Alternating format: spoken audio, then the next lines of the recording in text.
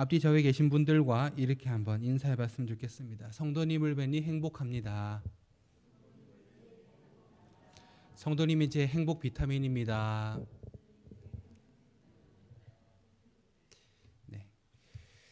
옛날 어느 마을에 5대 독자인 한 남자가 있었다고 합니다.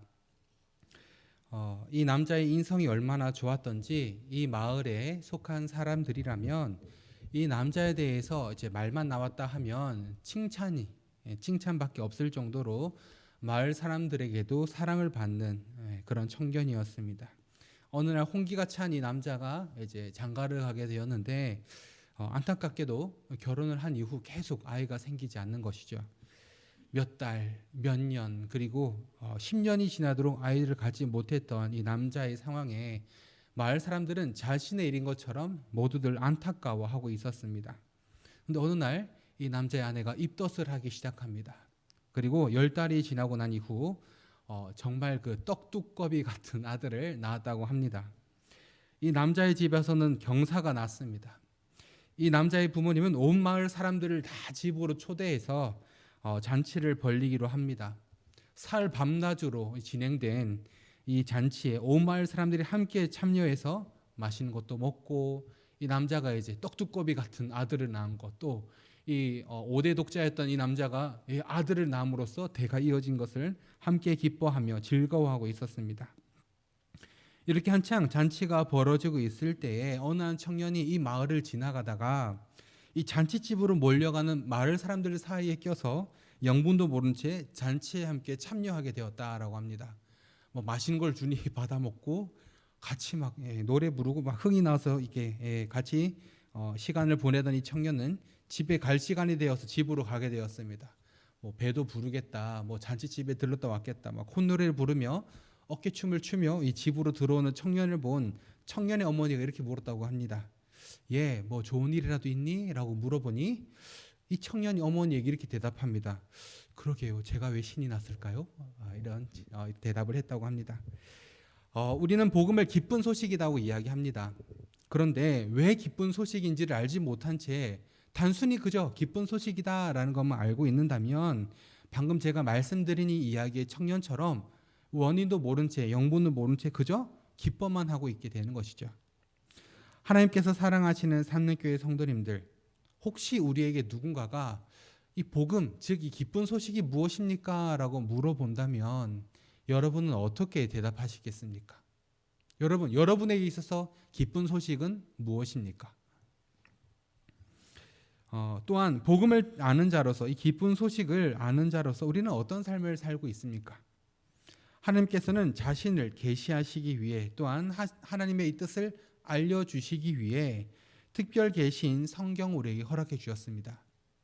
그리고 하나님의 말씀 중 하나이며 오늘 본문이기도 한 이 로마서는 우리에게 주어진 복음, 즉 기쁜 소식이 무엇인지를 알려줍니다. 또한 이 복음을 소유한 자로서 우리가 어떠한 삶을 살아야 하는지에 대해서도 우리에게 알려주고 있습니다.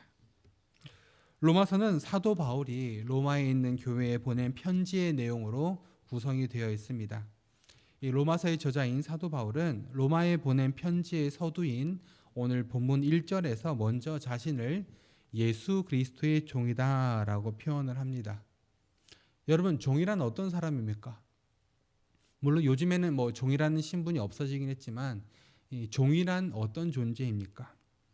자신의 자유와 자신의 모든 삶의 선택권들을 빼앗긴 채 자신을 소유한 주인에게 자신의 자유와 그 선택권들을 맡겨놓은 채 살아가는, 자유 없이 살아가는 사람들이 아니겠습니까?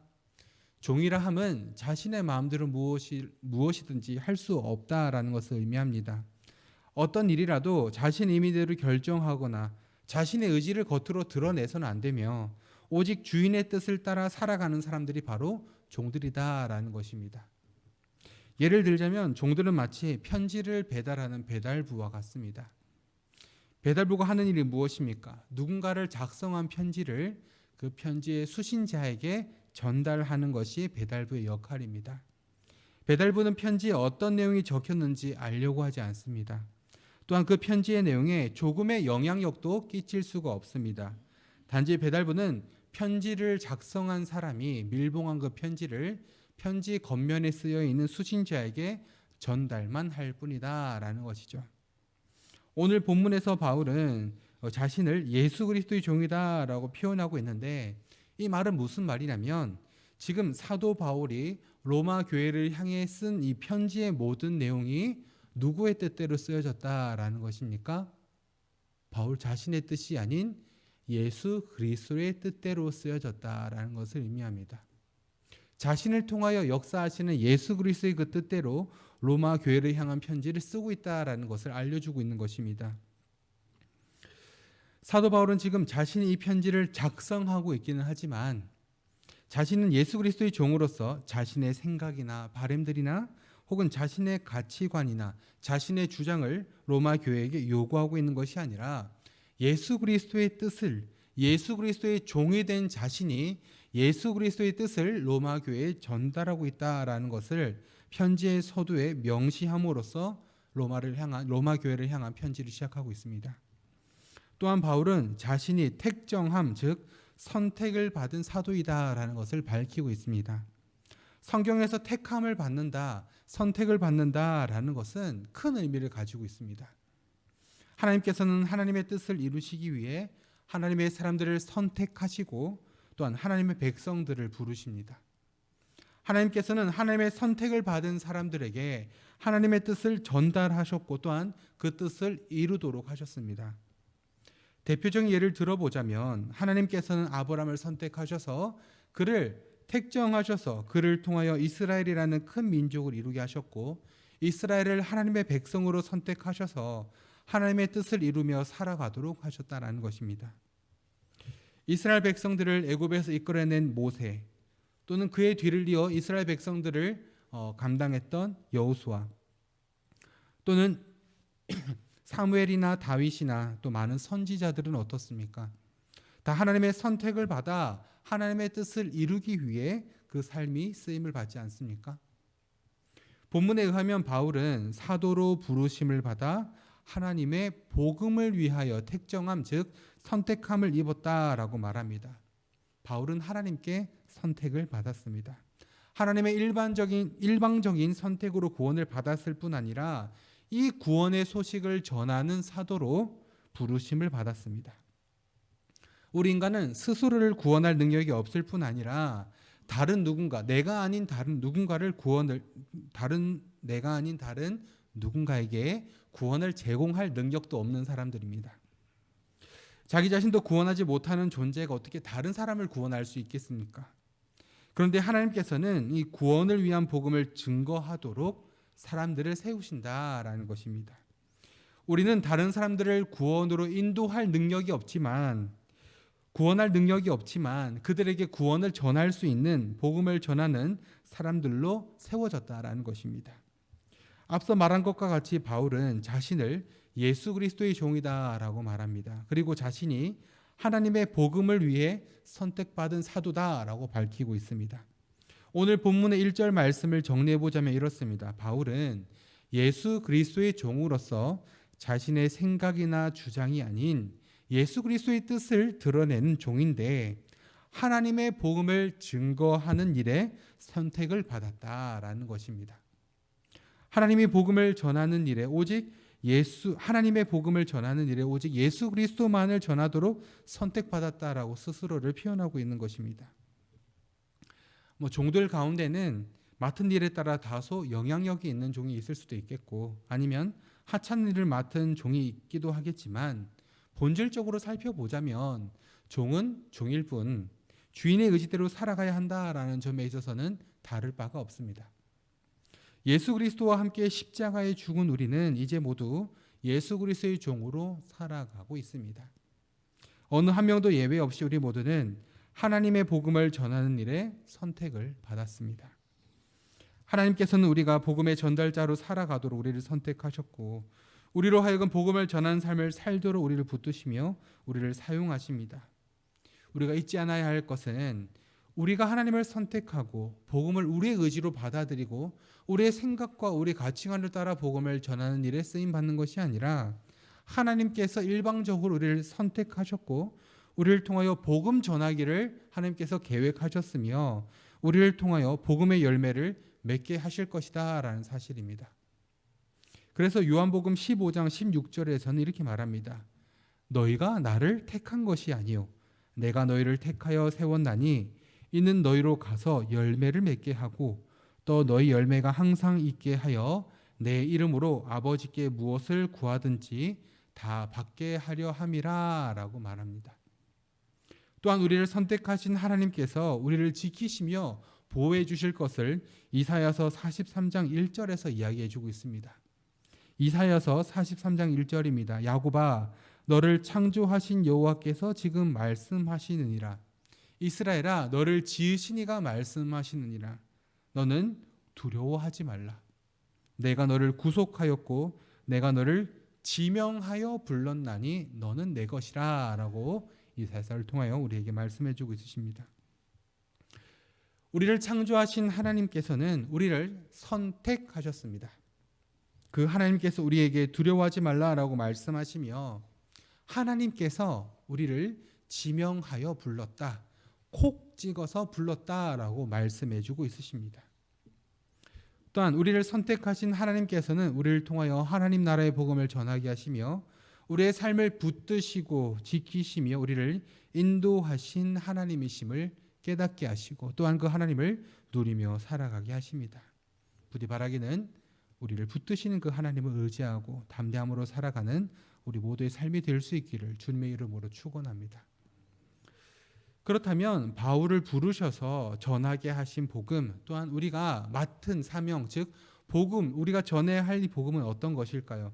먼저 바울은 이 복음이 하나님께서 선지자들을 통하여 그의 아들에 관해 성경에 미리 약속하신 것이다라고 말하는데요. 첫 번째로 우리가 전할 이 복음은 선지자들을 통하여 미리 약속하신 것입니다. 우리가 말씀을 대하면서 주의 깊게 보아야 할 개념들 중 하나가 바로 약속이라는 개념입니다. 하나님께서는 이스라엘 백성들에게 자기 자신을 계시 즉 스스로를 보여주시는 방법으로 이스라엘 백성과의 언약 즉 약속이라는 이 방법을 사용하십니다. 하나님께서 어떤 분이신지 또한 어떤 일들을 하셨는지는 바로 이 언약 이스라엘과 체결하신 이 약속을 토대로 하고 있는 것입니다. 하나님께서는 아브라함과 이삭과 야곱을 통하여 장차 큰 민족을 이룰 하나님의 백성들에 대해 약속하셨고 하나님께서 체결하신 그 언약을 따라 하나님께서는 이스라엘 백성들을 큰 민족으로 만들어 주시고 또한 하나님께서 이스라엘의 하나님이 되어 주심으로 이스라엘을 세계 만방 가운데 구별된 하나님의 백성으로 삼아 주셨으며 또한 이스라엘 백성들로 하여금 하나님의 뜻을 따라 살아갈 것을 요구하십니다. 그렇게 구약 성경을 통해 체결된 약속과 언약을 통해서 우리는 하나님의 계시와 이 복음의 진리를 판단할 수 있는 근거로 삼을 수 있는 것이죠. 하나님의 약속이 없다면 복음이 아닌 것입니다. 하나님께서 자신을 드러내시기 위해 이스라엘과 체결하신 그 약속처럼 만약 하나님의 약속이 없이 복음이 있다라는 것은 잘못된 복음인 것입니다. 하나님께서는 구약의 선지자들을 통하여 어떤 약속들을 하셨습니까? 하나님께서는 구약의 많은 선지자들을 선택하셨고 하나님의 뜻을 전하고 하나님의 약속을 전하는 일에 그들을 사용하셨습니다. 구약의 선지자들을 통하여 하나님께서 전하게 하신 내용들은 무엇입니까? 대부분 선지자들이 선포하는 내용들을 살펴보면 대부분 하나님의 심판, 재앙과 멸망에 대한 이야기를 전달했던 이야기들이 대부분입니다. 선지자들은 먼저 하나님의 진노와 심판으로 장차 멸망받게 될 이 성읍에 하나님의 심판을 선포합니다. 곧 심판자가 오셔서 죄악으로 가득한 그 성읍을 심판하실 것이다 라는 사실을 하나님으로부터 전달받아 그 성읍에 선포하는 것입니다.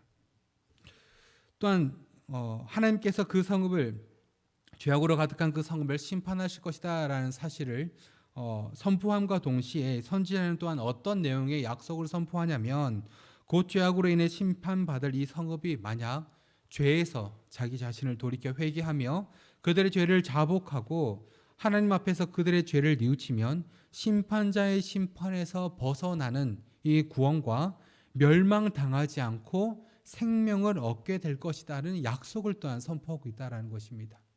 선지자들은 단순히 그 성읍을 향한 심판만을 선포하지 않고 죄에서 돌이킬 때 그들에게 주어질 생명도 선포하고 있는 것이죠. 두 번째로 우리의 복음은 예수 그리스도에 관한 것입니다. 구약의 선지자들을 통하여 선포된 하나님의 심판에는 이 죄악이 가득한 성읍을 심판할 심판자가 등장을 하는데, 신약에서는 이 땅 가운데 오실 심판자가 예수 그리스도이심을 우리에게 알려줍니다.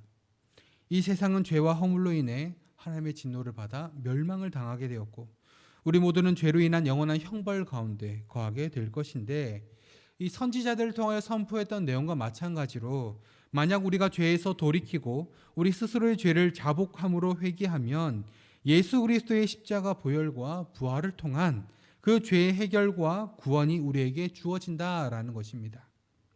죄로 인해 우리가 받아야 할 심판과 예수 그리스도를 통한 이 죄의 해결 또한 구원을 합쳐서 우리는 이것을 복음이다라고 부릅니다. 간단하게 말하자면 복음이란 죄로 인해 우리 모두는 심판을 받게 되고 멸망을 당하게 될 것인데, 우리가 죄를 인정하고 예수 그리스도를 통해 이 죄를 해결하면 우리가 구원을 얻고 영생을 누리게 된다라는 내용입니다. 그래서 우리의 복음은 예수 그리스도에 관한 것이며 예수 그리스도에 관한 것이여만 합니다. 오직 예수를 통해서만 우리에게 구원이 있는 것입니다. 그래서 사도행전 4장 12절에서는 다음과 같이 말합니다.